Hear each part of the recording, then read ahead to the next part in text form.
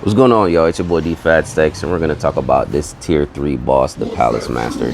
And one thing I want to talk about when it comes to this video, this is a random matchmaking group, and I was able to get some great teammates here. The tank and the healer stole the show. I mean, all around it's a good effort, but if you look at the placement of the boss during the floor phase and the healing, I also do have self-sustain as well, so I keep my health high. Now, this is important. During the floor phase, I do my best to stack those yellow deals that show up.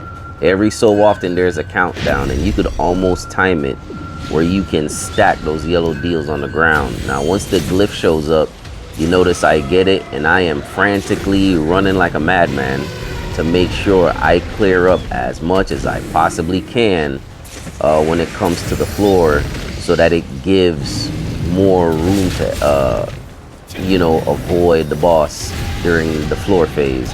But once you get those 3 glyphs, the boss runs to the middle, drops down, and then you pretty much just unleash as much as you can when it comes to DPS. And as you can see, the boss's DPS steadily went down.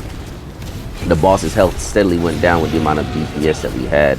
Now, I run, like I said, a cursed build, and they just gave a buff to the flame spells and the curse spells, and I've been kind of running this build for a while now.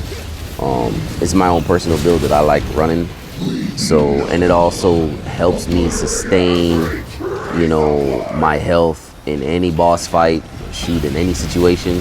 And during this fight with this healer, the healer definitely healed in great critical moments. So, but we're really looking forward to the floor phase, so I can tell you guys like how I personally like to execute the floor phase when it does happen, because overlapping the yellow deals on the ground every so often on the countdown makes it so much easier, not just for your runners but also for your tank. And as you can see, every so often I will try to overlap those yellow deals on the ground, even though I'm slowed, because now it gives it more room. You know what I mean? So if you are not a runner, it's best to try to overlap those yellow deals on the ground as best as possible. So, but if you can do that and you have a good team and everybody's on the same page, then the fight is pretty much real easy. It really is. It's just getting used to the fact that on the floor phase, you just ignore the boss and do the mechanic as best and as quickly as possible. But it also helps when you have DPS that can down the boss pretty quick and also be able to have good runners as well.